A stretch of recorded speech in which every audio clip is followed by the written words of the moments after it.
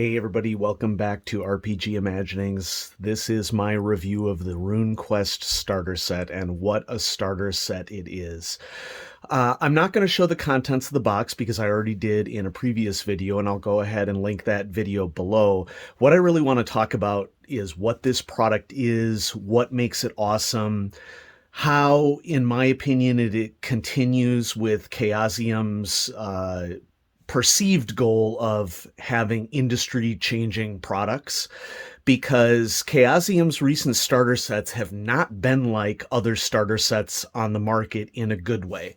And probably the best way for me to explain this is that many starter sets for many games are clearly directed towards a very specific audience, namely the new player. And that's fine. There's nothing wrong with targeting products at new players. But the problem becomes is that you tend to get this like boardroom, what is the most amount of money that we can squeeze out of somebody, out of their pocket for this particular thing, for the minimal amount of content that we can put in it. And so what the tendency tends to be in the industry is that you get very little content for a larger price than really what the contents are worth. And I can think of dozens of starter sets that I will not name. There are several good ones out there, but what typifies a lot of starter sets is like basic stuff that isn't terribly useful for the game. And some examples that I can think of for a lot of starter sets is that, like, I'm not really impressed with piles of dice being included with starter sets. That's fine if you're a new player, but if you're a veteran player, it doesn't really help you at all, and that money would be, better spent on other components.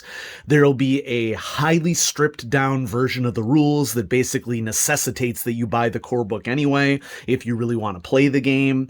And maybe, but rarely, it will include an adventure. There will be a map that is associated with that adventure, which is fine. But overall, the contents of the starter set will be very light, and the price point could be even at the $40, $50, $60 mark. Chaosium has been turning that model on its head. And I think that it is an industry-changing move. And what typifies Chaosium's recent starter sets, the Call of Cthulhu starter set, and in this case the Runequest starter set, is what if we made a starter set for every single fan out there? And I mean, that's what the Runequest starter set is. I would argue that that's what the Call of Cthulhu starter set is. The Runequest starter set clearly spent time in careful development and thought. I'll just turn over to the back just to, highlight what's included in it. The rules are rewritten for the starter set and definitely have a bent towards more of teaching the game. There's definitely some tightening of the rules and some boxes that are designed to explain certain rules in more depth. Book 3, Solo Quest. I'm going to get back to Book 2 in a second. Book 3, Solo Quest. This is an awesome solo adventure. It's really deep. I've played it once, and I have plans to play it many, many times more because there's so many choices associated with it, and it's just a really interesting situation. Like, how would you get the flavor of Glorantha and the massive battles and the culture and the mythology all into scenario for a single player? Well, Chaosium succeeded in that in spades. The Solo Quest adventure is amazing.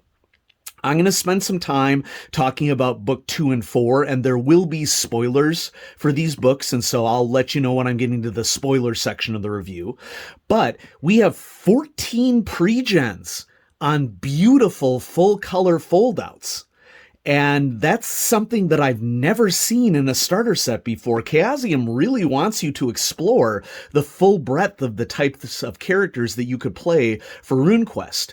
This is chock full of handouts. The maps are beautiful cartography. The 4 books, when laid out, can make a map in of themselves. And then there are high quality maps of scenario locations and the town that can serve as a base for the adventurers, as well as a large map of Sartar on high quality paper. You get dice with it, which, I complained about dice earlier, but what I'm talking about here is companies that will throw in like this stack of like 12 to 16 dice, which certainly would be useful if you had no dice. But I would rather those components go to other elements of the box so that a starter set can be useful for both new and experienced players, and this starter set is. Now, let's talk a little bit about book 2 and book 4, because I think that this is really where this starter set shines in terms of content and is doing things that eclipse the Call of Cthulhu starter set, even Chaosium Don't Destroy Me. I should probably point out that this starter set was sent to me, but there was no expectation on the part of Chaosium that I even review it. They had no requirements for me. This is my personal review and my personal opinions. So let's talk about book 2, The World of Glorantha. So Glorantha is wonderful because it is a completely, fully developed mythology for a game that is modeled off of a lot of human mythology, and it's incredibly in-depth, and it really is the living, breathing element of the world that is part of what makes this Bronze Age fantasy role-playing game very, very different from typical high fantasy focused, European Middle Ages focused role-playing games. So book 2 is really divided into 2 sections, and the first section is a really tightly written and detailed summary of the world of Glorantha. And Glorantha is a place that you have to get to know in order to really have the best interactions that you can with the world. And I've already mentioned highlights of Glorantha like the mythology, but other things are your foes, your enemies in Glorantha are not modeled after stupid bags of flesh that you're supposed to kill to get their treasure. That is not what this is about. This is about you thinking your way through social problems. Your enemy will have the same or similar or maybe very different hopes and dreams as you, and there is a give and take that is natural between you and your enemy, and they don't want to die any more than they want to kill you, but they do want to get the best they can out of a situation. So the history of the realm is here. A basic introduction of the gods and goddesses is here. An introduction to the culture is here. And where this starter set really shines is that it isn't just telling you about those things. It puts you in situations where you actually interact with it and live through it. And so the second half of book 2, and I flipped to an unintended page here, but this is a great page to point out this beautiful cartography of this map of Northern Sardar where the starter set takes place.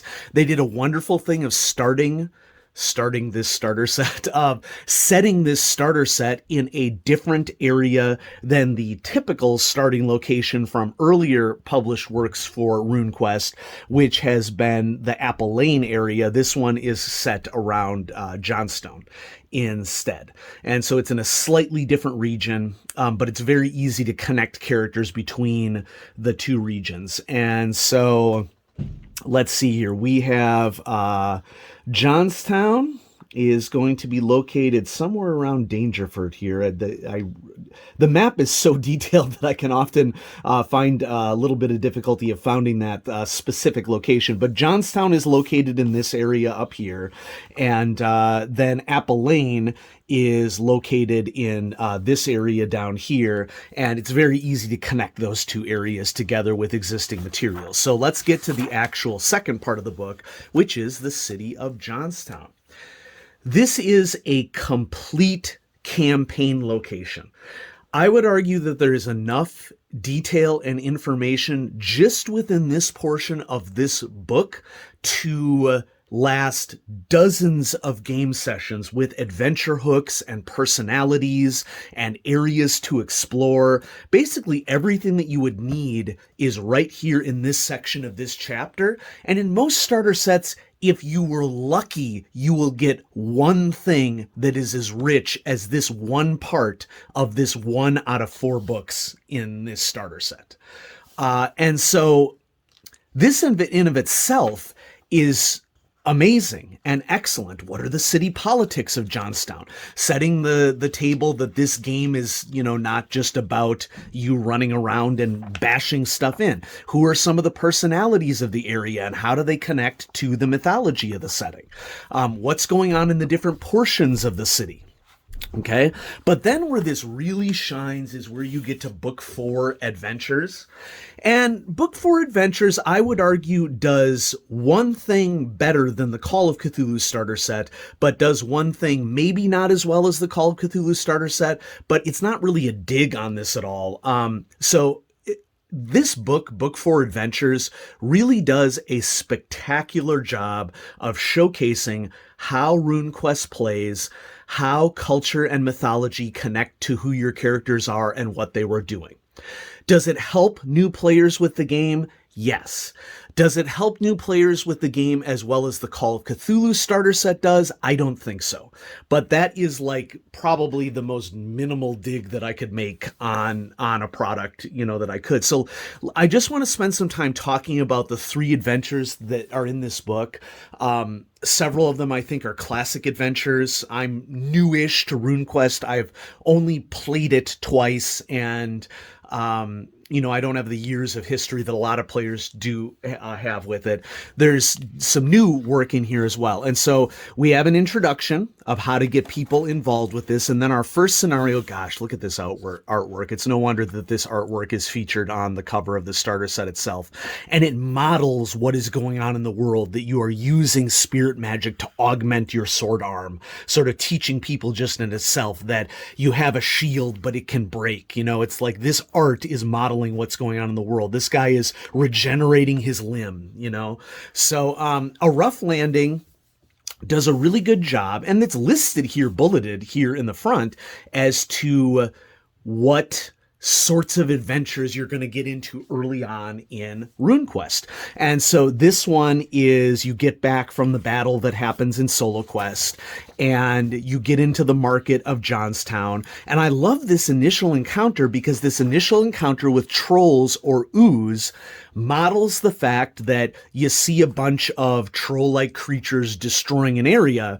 You're not supposed to do anything in RuneQuest. You do whatever makes sense. And so, yeah, maybe a fight ensues, but maybe you reason with the ooze and figure out what they want. The foes in RuneQuest are not things for you to kill and take their treasure.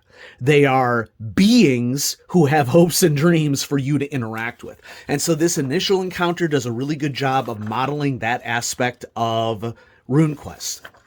There are interactions that you can have with the politics of the area, and the main crux of the adventure is that you're going to go off to another section of the world and investigate what is happening, and try to deal with some marauders and monsters in the area. And so I think it's just a really good example of how RuneQuest plays.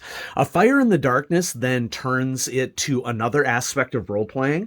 This is more about investigating how the mythology of the world is interacting with the culture, and the fact that you have 2 major nations that are battling it out in the backdrop.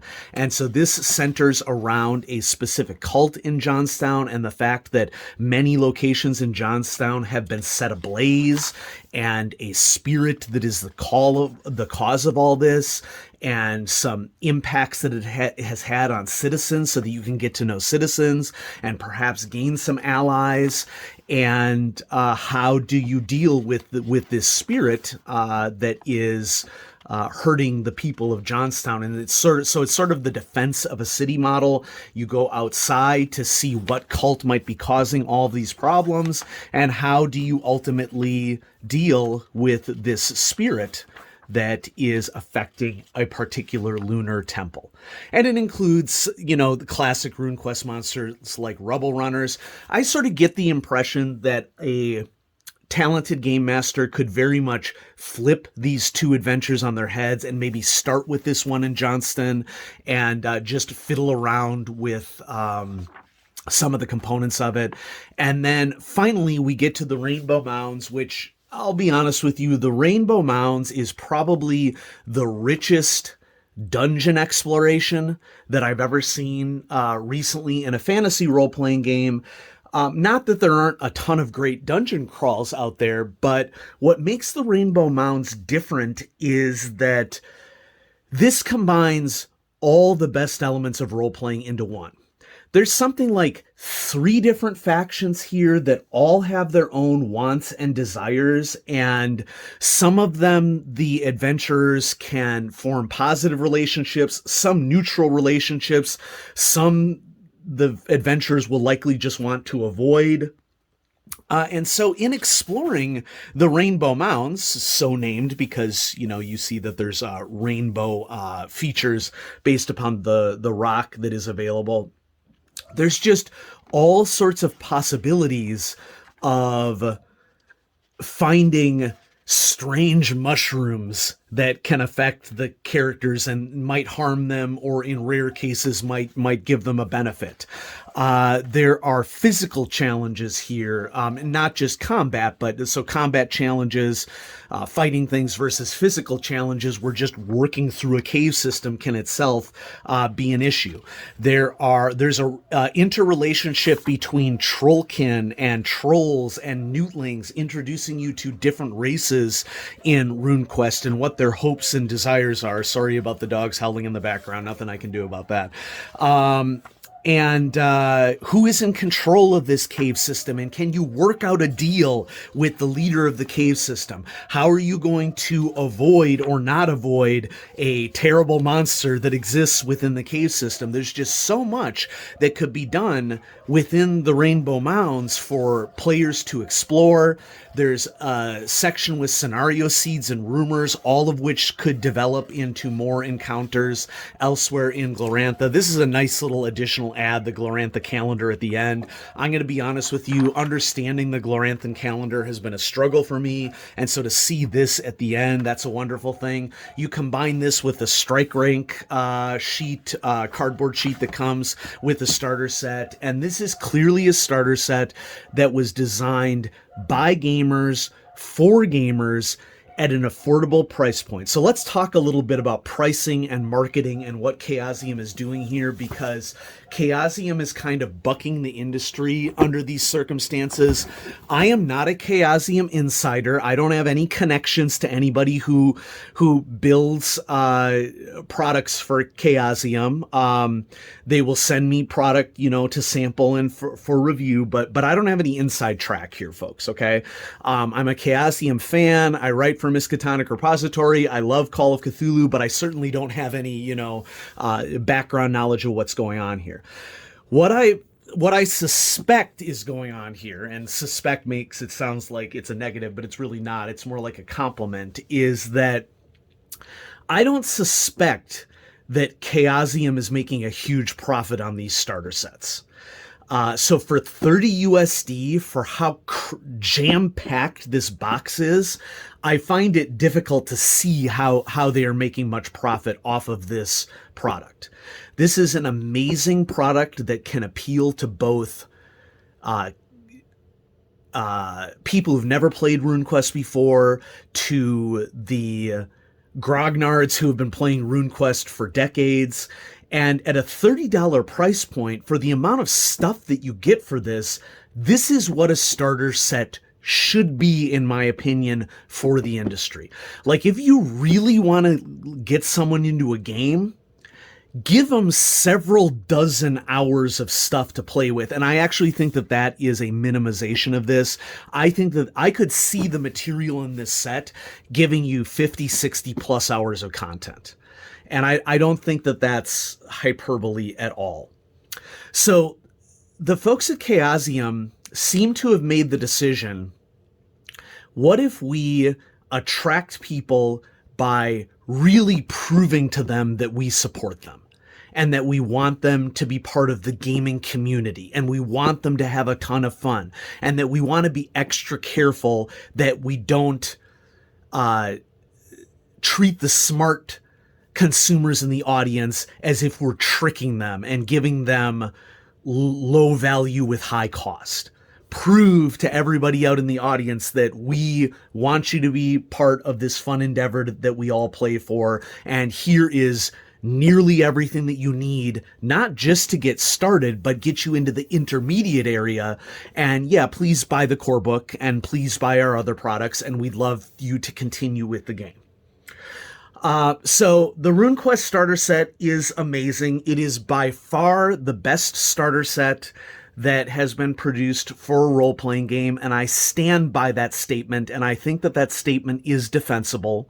The Call of Cthulhu starter set is excellent and nearly on par with the Runequest starter set. And, you know, I could name one or two other starter sets in the industry that I think are excellent starter sets, and I could name about a dozen plus that I think are complete and utter crap. Okay. So I just want to thank Chaosium for all the hard work that they put into this starter set, because it reads as if it is a labor of love. It reads as if it is gamers making content for other gamers, and that the profit is secondary, which is a rare thing for a company to do.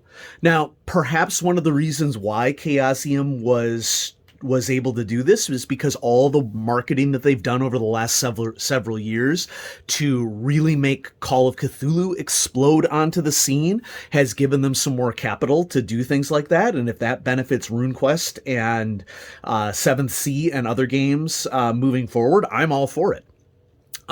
Criticisms of this. Well, the only thing that I would criticize about the RuneQuest starter set is that I wish that this had come out before the core book came out. I think that the core book is really written for experienced RuneQuest fans. I'll be honest with you and say that the core book is still a little bit of a mystery to me, in terms of that there are like key pieces that are missing from the core book that, as a new fan, made it really, really difficult for me to understand and visualize how RuneQuest plays as compared to other fantasy role-playing games. But the starter set fixed all of those problems for me. It really did. So my only concern is that I wish that this had come out before the core book, but hey, we have it now, and I'm not about to, kick a gift horse in the mouth or anything like that. And so if you are a role player in the audience and you're thinking to yourself that I don't need another fantasy role-playing game, I have fantasy role-playing games, you need to pick up this starter set and at least see what other ends of fantasy role-playing games are like. This is a Bronze Age setting. It is very different from the other fantasy role-playing games that you have played. It is far more of an emphasis on the political, mythological, and cultural aspect of fantasy role-playing, and I'm not going to say less of an emphasis on combat, because the combat is there and it's cool and it's awesome, and the combat itself is also different and in many ways, in my opinion, better than other fantasy role-playing games. But at the $30 price point, if you don't pick this up, I honestly think it's kind of silly. Okay? This is the best starter set on the market, and you should buy it. is what I have to say. Okay. So once again, thanks to Chaosium for sending this to me. They did not request that I review it or that I do anything with it. I love this product, and I want other members of the role-playing community to know about this product, because this is an industry-changing product. And congratulations to Chaosium for bringing this to the forefront. Thanks everybody for watching. I hope that you enjoyed this review of RuneQuest, and I'll have more great role-playing stuff coming at you in the near future. Have a great day.